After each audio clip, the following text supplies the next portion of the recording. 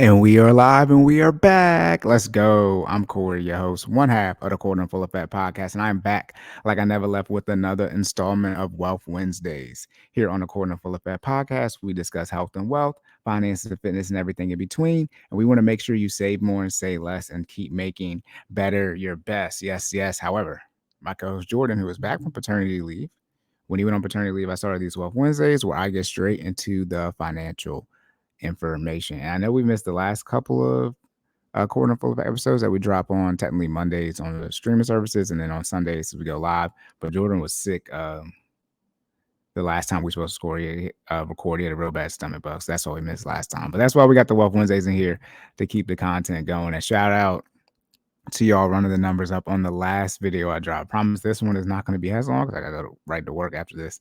It's not a late night, not live stream. Although maybe I should start doing late night live streams on Wednesdays. But shout out to if you should listen to non-black financial figures for your information. Today, we're gonna discuss one topic on someone who was on that episode last time.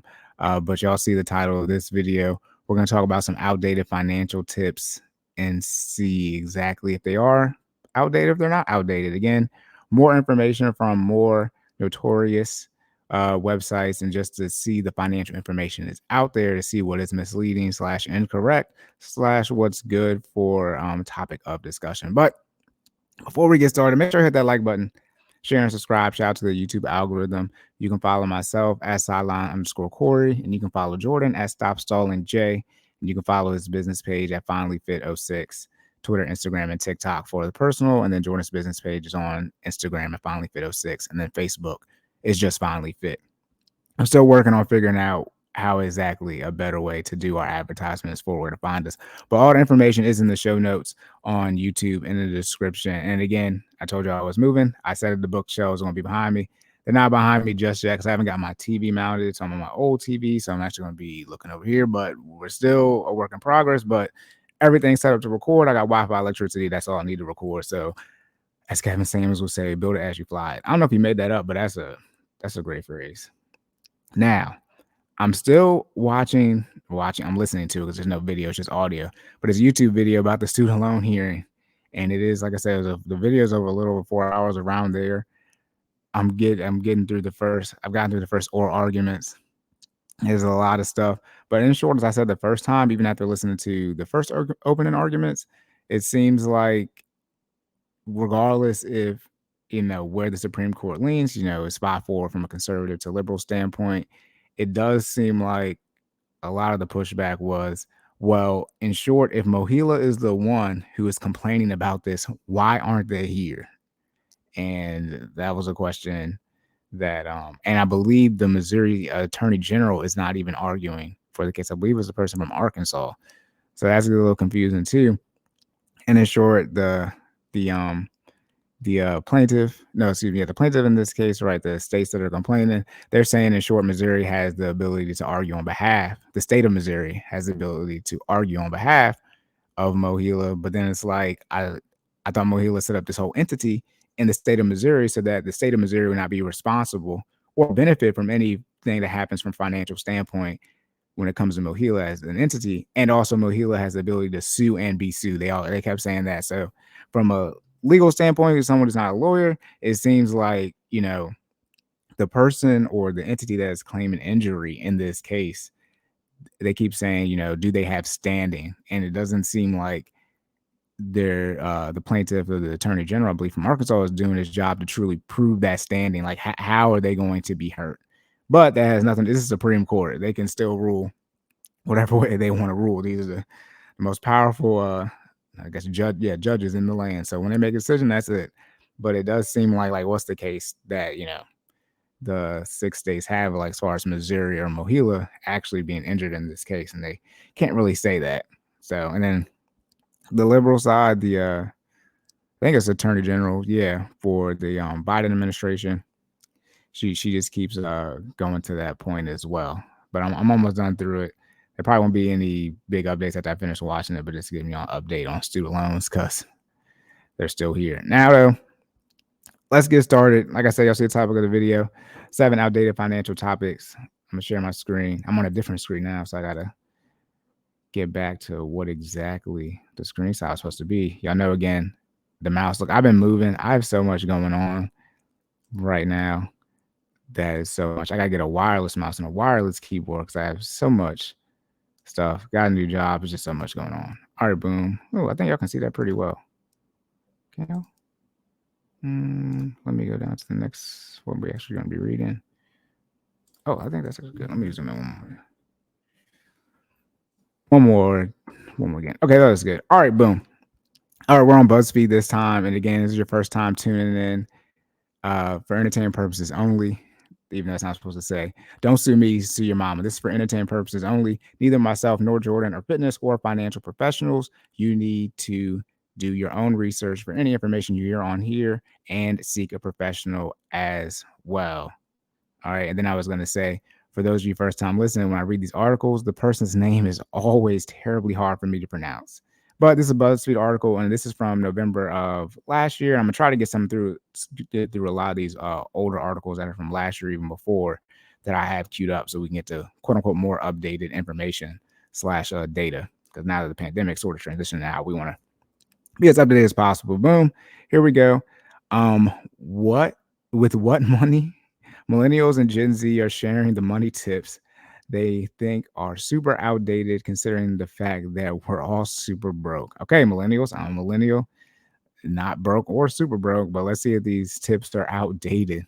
Okay, when they say put at least 10% of every paycheck into your savings for emergencies and at least 10% into retirement, when your paycheck barely covers your living expenses, that isn't actually possible. And this is by Shelby Heinrich, however you want to pronounce it, BuzzFeed staff.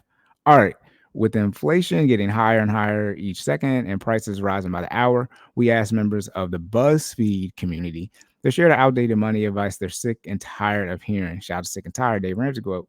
Sick and tired of hearing. Here are the tips we should probably retire once and for all. And I believe it's 7 of these. Am I wrong with 7? It's 8, 9, 10, 11. It's 11. Let me update this real quick because it says 7. Let me update this to 11. It's 11 outdated tips. All right, boom. Now, here we go. It's Jesus, not 11. It's 14, 15. Goodness gracious. It's 17, 16. It's 16. I'm such a liar. Shout out to doing it live. I told you I don't look at these articles before I start. That should tell you right there. I could have said I meant to put 17 instead of 7. I left the 1 off, but here we go. All right, let me get back to the top real quick. First tip going to be anytime someone tells me to save money, I automatically roll my eyes. Sensational. I would love to be able to have a savings of some kind, but with inflation twerking all over the place, it's impossible, especially when my son keeps growing out of his clothes every month. Even thrift store prices are getting ridiculous. This is from Becky Chino. I said Becky. I never seen. Regardless, this is from Becky Chino. Yes, inflation is crazy right now. This is from last year, so there's really, I think it's sort of slightly, simmering off, but it's still pretty high. But inflation's working all over the place. Yeah, expenses are high, but at some point in time, again, what do I always tell y'all? Back to the budget. It's always about the budget. That's why I say pull up your man. This is why the last year I really don't want to hear anything after this year about when people complain about their finances. But what does your budget look like for Becky Chino in this case? Because at some point in time, when it comes to saving money, right? I mean, if you prioritize in your budget, you should be able to save it. Obviously, we're talking about the debt aspect in here. My guess it's going to be in here somewhere about debt, credit card debt, student loans, etc. But at some point in time, we have to talk about, well, what does your budget look like? And what are you prioritizing in your budget? Even though prices are high, but again, let's say you're right, and this is right, necessities in this case, when I talk about the clothing budget as far as your the financial house, yes, for your children, right? You need to have clothes for them. That's a necessity. But it's going out to eat a necessity. So you can't have it both ways. You can't spend on McDonald's, but then also complain that the thrift store prices are high. It's one thing to say the thrift prices are high and you're not spending on anything from a lifestyle standpoint, but you have to prioritize from a financial standpoint. And again, Easter is this, I believe it's this upcoming Sunday. Let me double check. And I'm not going to double check that. But I believe Easter is a Sunday. Are you buying your child an Easter outfit? They do not need an Easter outfit. Why don't you prioritize that Easter outfit they likely just going to wear one time, right? Because they're probably going to grow out of it as she's complaining about, but also, it's a quote unquote one-time event, even though it can be repurposed. But spend money, repurpose that Easter budget money on something that's going to last them longer, even though kids do grow a lot, but last them longer from a clothing standpoint. All right, I'm probably going to have to fly through this. There's 17 of them. Oh my goodness, I'm so dehydrated after working out. All right. When they say put at least 10% of every paycheck into your savings for retirement, okay, for emergencies, should I say, and at least 10%, excuse me, y'all. 10% of retirement, and then 10% into savings when your paycheck, right, barely covers living expenses. That isn't actually possible. There have been times when I couldn't put away $10, let alone 10%. This is from Toast 2002. So that's not realistic for the gift. See here, and this is where it's like, okay, let me see your budget. Pull up your Mint. 10% is one thing. Cool. You can't do 10%. $10. No. You have $10 to put away. Because again, we just going harking right back. It's all gonna be about the budget, probably. What does your budget look like? If you're telling me you don't have $10 to save and you have no children, you need to go to work. Like at some point in time, you might need to pick up another job and just admit that you need to increase your income. If your expenses are as low as they can get, in the sense of you've cut your necessities as low as possible, and you have these debt payments that are in there, and the debt payments don't go away unless you choose bankruptcy, right, for things that are bankruptable, which student loans aren't. But as long as you got those debt payments in there, which are fixed, which are not necessities, but you need to pay them, it's going to come out. It kind of is what it is, to a point when you've lowered your expenses as much as you can, and you have determined that you don't have enough money, then you need to increase how much money you have. It's really that simple. And again, see, and here's the issue. Again, this person saying they didn't have $10, so they're saying they couldn't save it all. But you don't have to start at 10%, right? And put it like this: if you can only start at putting away $10 at a time, that's better than $0. Like, you got to start somewhere, right? Yesterday was the best day, today's the second best day. You have to start somewhere. And yeah, you hear that 10%, you might hear 15%, you might hear 20, 25%, but start where you can start. A lot of people say at least get your employer match. Employer match is usually going to be 4 to 5% range that you're going to be able to get all of your match. Some people might be a little bit more, right? But most people is going to be in that 4 or 5% range. I'm in a situation where I don't have to put any money in, and my job still puts in what they plan on matching me for. I think it's 3%. They're going to put that in regardless if I put something in. So that's great from a budgeting standpoint. So if I need that money, which I don't, but if I quote unquote need some extra money, I can stop my retirement and still get some money still put in there from a matching standpoint. So those are things you got to look at when you're looking at getting a new job from a benefit standpoint. If you're out there in the job market, all right, you should demand higher pay. You should get a job that pays more, as they find a job pays a livable wage. It's easy peasy. I'm a CNA, and we only get paid $1 or $2 above minimum wage where I'm from. It's still better than the other options, which are all retail and food service. It's very simple. I know people don't like this, but one would say minimum wage would deem a minimum life. People complain about the bare minimum is a big phrase, right? The bare minimum. Don't accept the bare minimum in your relationships. Y'all have bare minimum earning jobs, and then you want more than a bare minimum. I mean, if you earn close to minimum wage, I mean, how much money do you think you have? It's the minimum wage. It's the least. Minimum is the least. So you have to have the least amount of stuff. But y'all don't have that. A lot of y'all probably got a better iPhone than I do. I got a 12. I got 12 Pro, but it's like you on minimum wage, but you get the newest iPhone every year because I bet you leasing it, right? You got all these payments that you don't realize are really killing you financially, as you think you can quote unquote afford. But at some point in time, you have to really assess your income and what it is and what you can truly afford. And also, too, not just like your lifestyle, but how you operate. One reason I say wake up, go to work, come home, you might not be able to afford going places. Not that you can't spend the money going out to eat, but you can afford the wear and tear that comes with the travel on your vehicle. Okay, we're gonna have that conversation right now. All right, that was from Anonymous.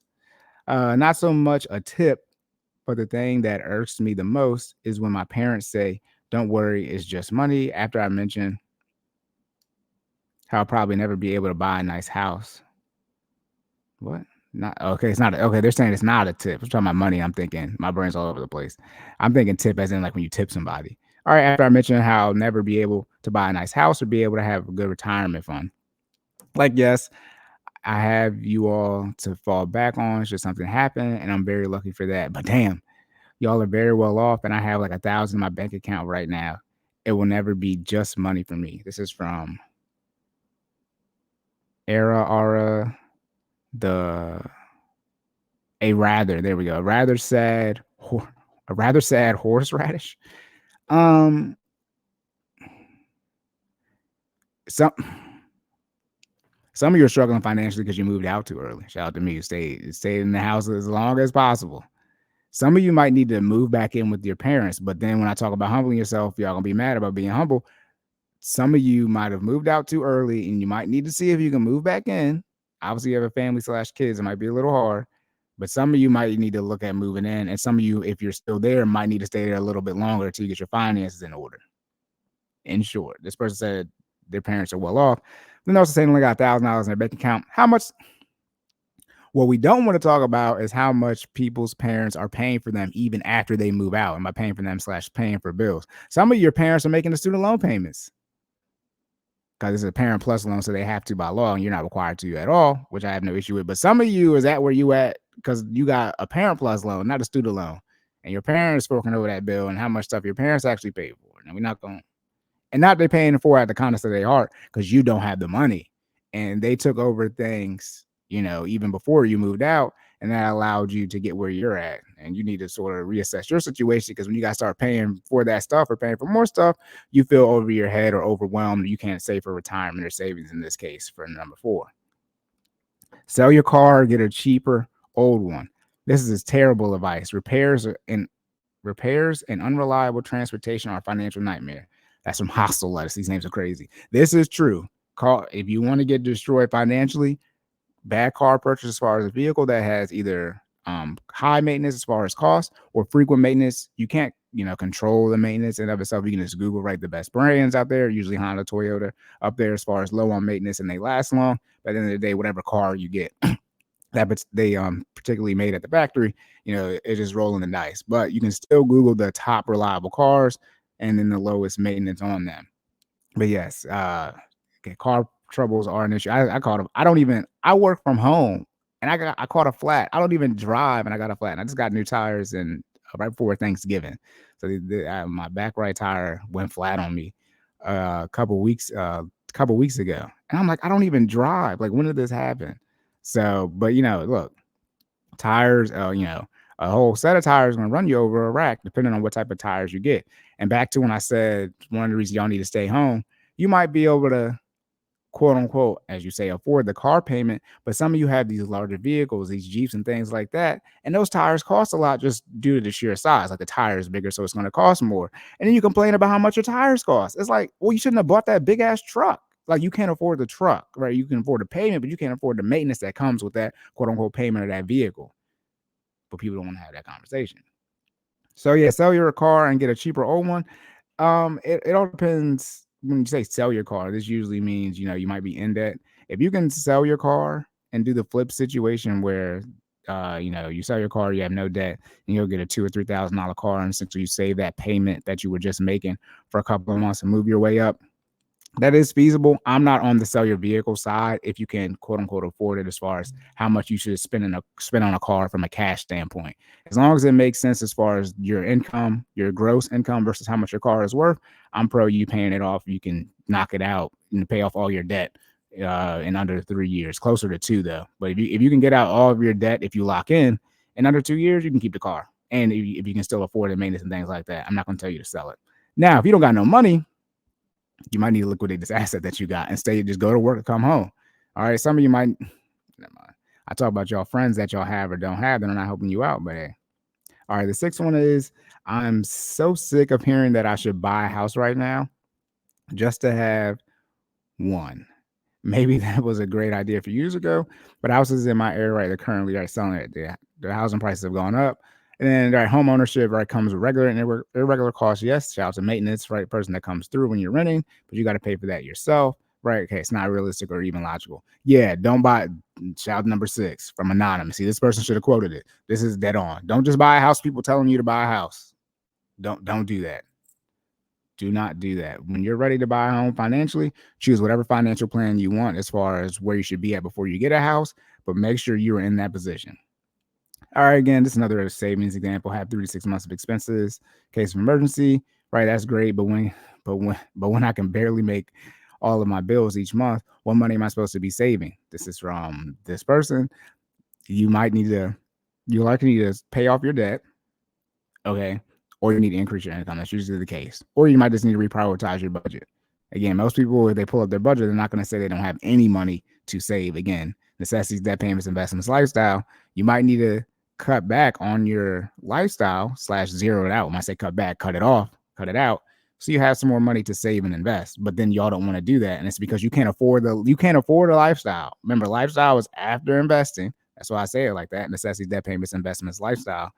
And if you don't have enough money to properly save and invest that 10%, that 3 to 6 months, whatever it is, then you got to worry. Then you got to think about that. That's one thing I was going to say too. Now I thought about that. That 10%, where they say save 10% of every check into your savings and 10% into retirement, excuse me.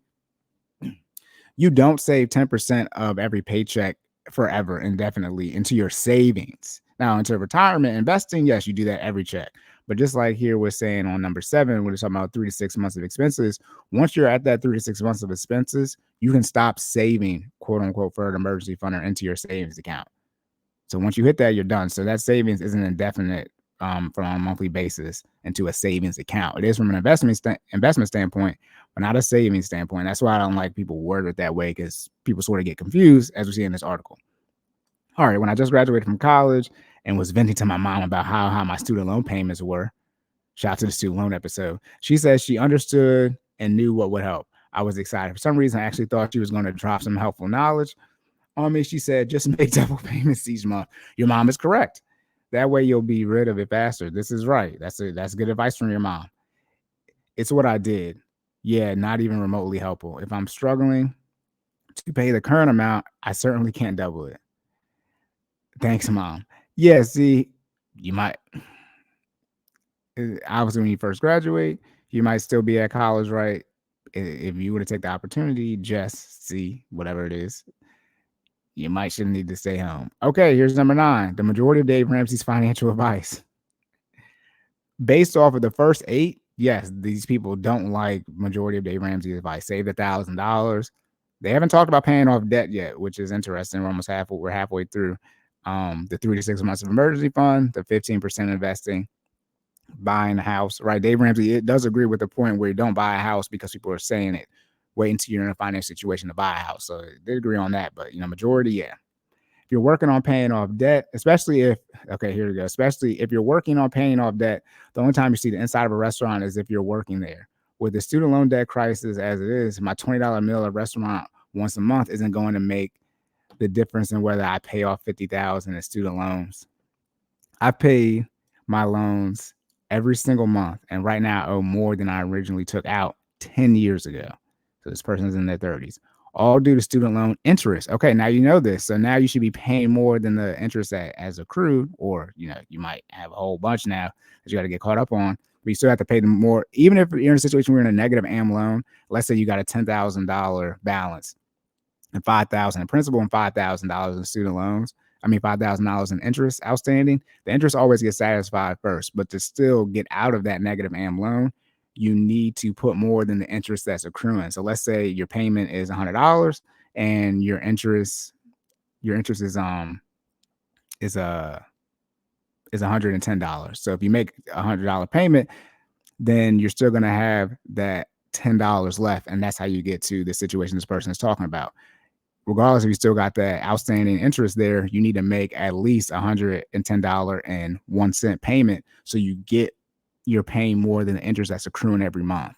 So even if you got a whole bunch of interest outstanding for whatever reason, you still need to make more than the interest that's accruing every month. And you should be able to look at your statement and see that, and that's how you'll eventually get that interest down, and then eventually you'll be able to get to where you're actually paying the principal. All right, but in this case, again, this is where it's like, yeah, see, the issue isn't the $20 meal. It's the one you're probably doing multiple $20 meals. As someone whose wife enjoys the hell out of Starbucks, that Starbucks costs a lot of money if y'all doing that frequently. Like $50. Here's the issue: $20 a week is $80 a month. That's almost $100. $100 is a good amount of money if you don't have any money. Okay, if you save $100 a month, you're gonna have $1,200 a year. And most people don't have the $400. And so that's the things you have to look at. And again, the traveling that comes with this, the fact that you could be working instead of going out to eat, spending this $20, the fact that you could be maybe not working and earning money, but studying, doing something to improve your skill set instead of doing this.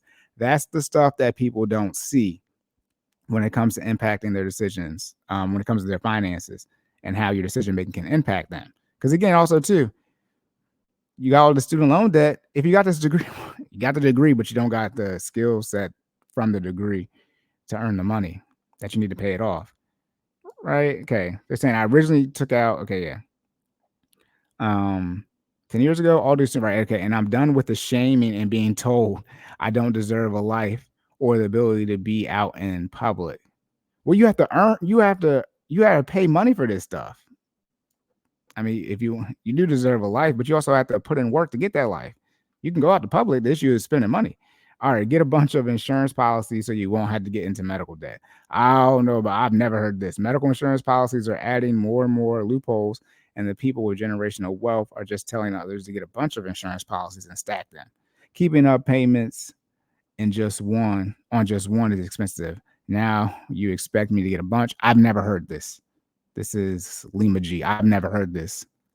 You need to be properly insured, though, but I wouldn't go the route of having like a whole bunch of different insurance policies because you might as well just save that. If you're going to get 2 insurance policies for $1,000 to cover yourself completely, or you can get one for, $250. I'm doing large numbers just, for the sake of it. Save that $750, in an account as a just in case backup for any copays or things like that you have to hit before you hit your deductible.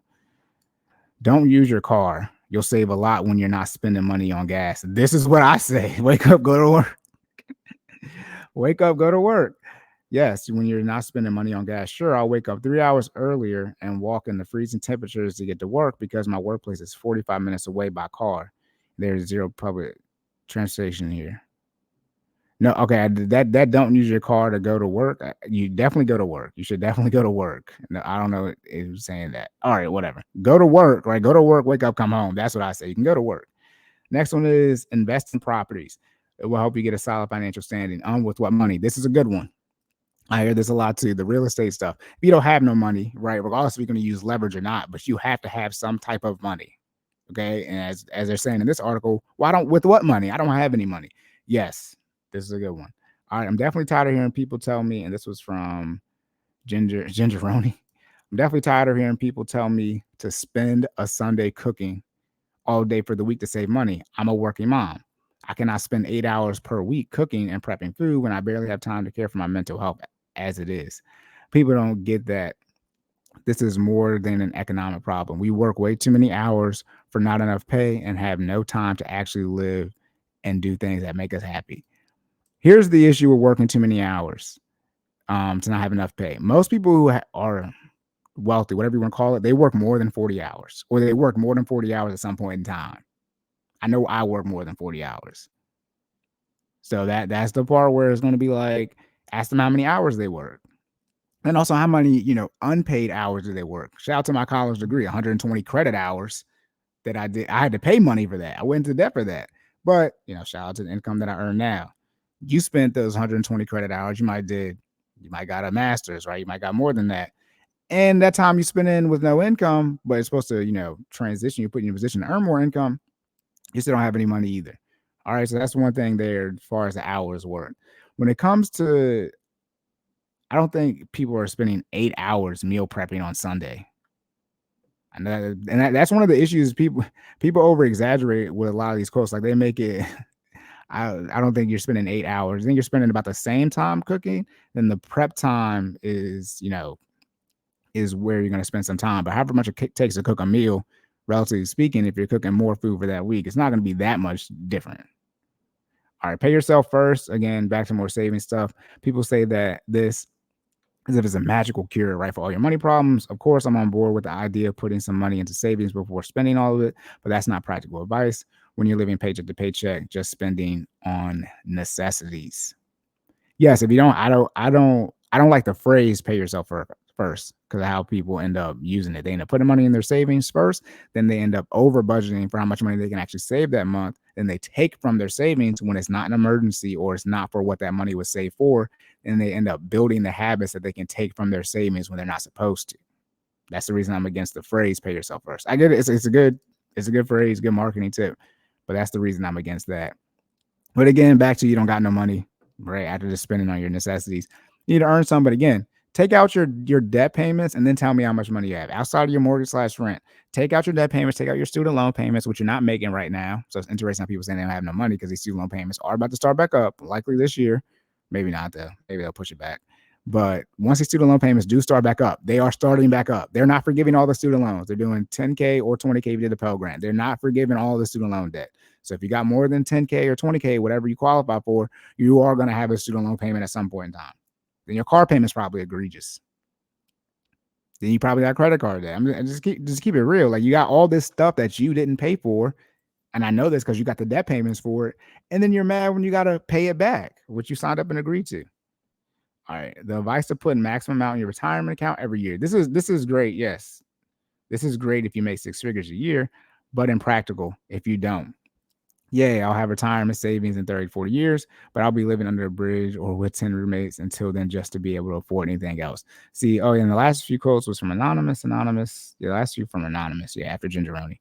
See, the issue with this is I think teachers might be second or third, but if you want to be a millionaire, like if you want to have $1 million net worth or more, being a teacher is one of the job fields that will get you there. I think part of it might be because they have the pension, that there's state employee, but just you don't need a high income to have a lot of money in retirement. It does help to obviously hit that maximum amount the more money you make, right? If you make 40,000, investing $22,000 is kind of crazy if that's all your household income is. But that's why people say your retirement is based on how much money you make, and it's percentage based. So most people are saying invest that 10, 15, 20%. The only time you're going to hit that cap is if you make over $100,000 and you're investing over 20%. But if you're investing your 20% and you make 40K, right, that's only $8,000. So again, maxing it out, it does depend on you having an income to do that, but usually investing advice is percentage based off your income. So there's a little issue with that one. 16, and finally, I'm sick and tired of the advice to eliminate all the fun things you do with your life. Like, honestly, what is the point if you don't have any hobbies, passion, and or entertainment needs?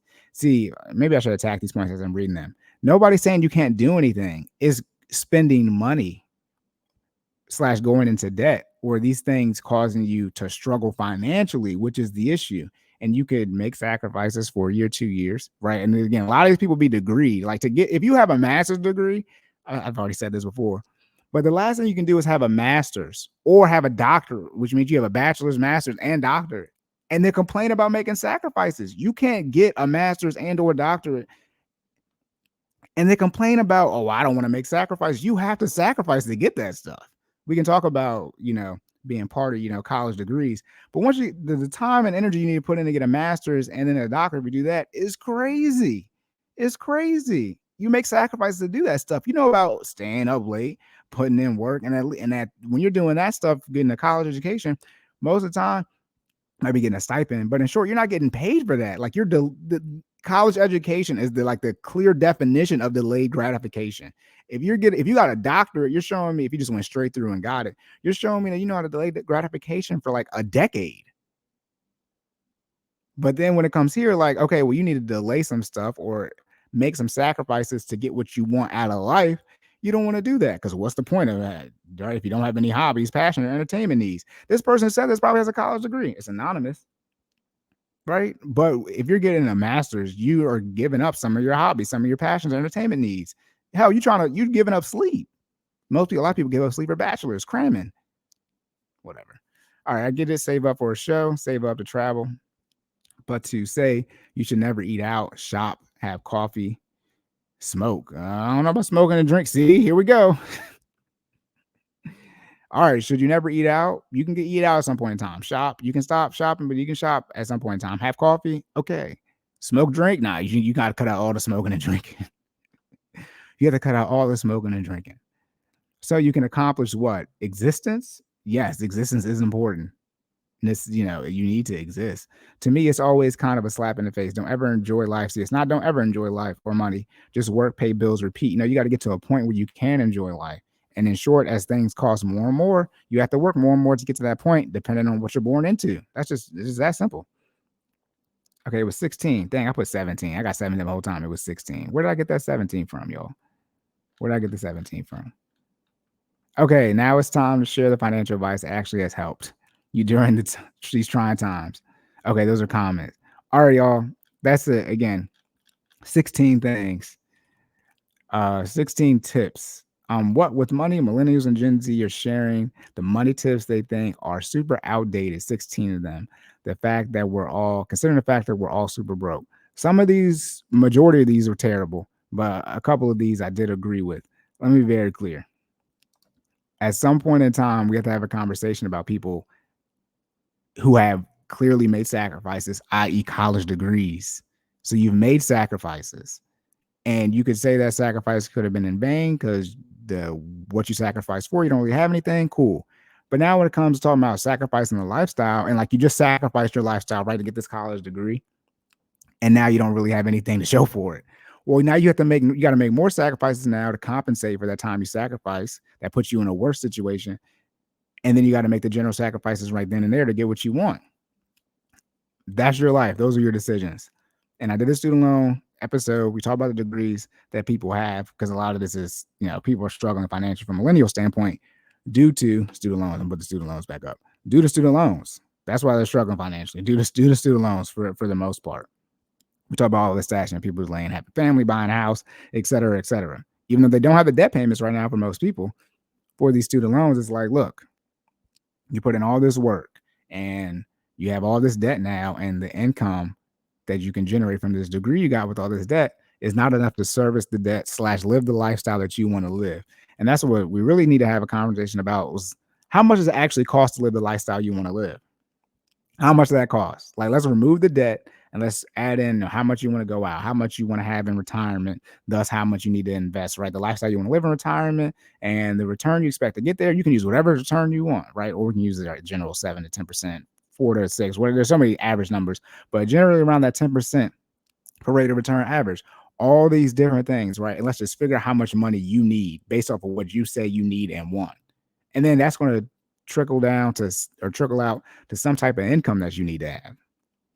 And then the question is, are you willing to put in the work to generate the income that you say that you want? Because you want some lifestyle, you need some needs, you want vacations, et cetera, et cetera. And then how much money is required to do that? That's the conversation people don't want to have. And we talked about, I think, might have been last episode before, but that number now is going to be in that 6-figure plus range. We talked about, it was 2 episodes ago, I believe, but we talked about, I believe it was a Harvard study where it was in that 60 to 75K range, or $75,000, that once you make that much money, you're quote unquote no longer happy. Then when I adjusted for inflation, it was a little over $100,000. That's where it's at. Like, it just kind of is what it is. And inflation, as I said before, occurs every year. We're just complaining now because it's so high, but inflation happens every year. It's usually in that 2 to 4% range. Now we're complaining because it's +4. It's like over double that. Right? It's in the 8% range last I heard. But my goodness, it costs money to do things. And then when we say, well, you need to repurpose some of the money that you're spending so you can put yourself in a better position in the future, you say no. I want to be very clear. You didn't make a good decision for whatever reason, right? You might have been screwed by your parents, your high school counselors, or whatever. But the decision you made from a college degree standpoint did not put you in a better situation, right? The decision you made at 14, 15, 16 did not put you in a better situation at 24, 25, 26, 27. Now we're telling you at 24, 25, or maybe 34, 35 to make a better decision right now in the present so you can be in a better situation in a decade, and you still don't want to do that. So now we got 20 years of piss poor decision making, and that's going to be a lot of compound interest on the negative side. And remember how compound interest works. Remember, if you lose 50%, you need 100% to get it back. Because remember, 50%, if you lose 50%, 50% of 50% is 25, right? Half of 50 is 25. So if you lose 50% to get that back, you need 100, right? 100% of 50% is 50%. So you're going to be back at zero. But you're going to be back at zero in 10 years from where you should be. Then we adjust for inflation, you're really behind. So you need like more than 100%. So you got to put in like a crazy amount of work. So all that work and what you like in the environment, or complain about your environment you grew up in, that was trash, not your fault. Cool. You get into that college range, which is like coming right out of your environment, but not really. Okay, I'll give you a pass then, because that was like you were a minor, you made that decision. Now you're an adult, right? Got your college degree. You realize, oh my God, I screwed up. Telling you, hey, you might need to change job fields. You're in the right field. You need to put in some more work. You don't want to do that. And now you're getting close to the 30s. You might have a family now, whatever, expenses ticked up. Now you're complaining you can't start a family. If you don't have one, you can't buy a house, yada, yada. Now you're in your 30s and it's like, okay, I mean, you got to start putting in some work. Now you don't want to put in the work in your 30s. And now you need to complain about the student loan forgiveness. All right, y'all. That's it. Again, remember to hit that like button, share and subscribe. Shout out to the YouTube algorithm. Again, I'm Silent_Cory. My co-host is Stop Stalling J. We're on Twitter, Instagram, and TikTok. And then my co-host Jordan's business page is FinallyFit06 on Instagram.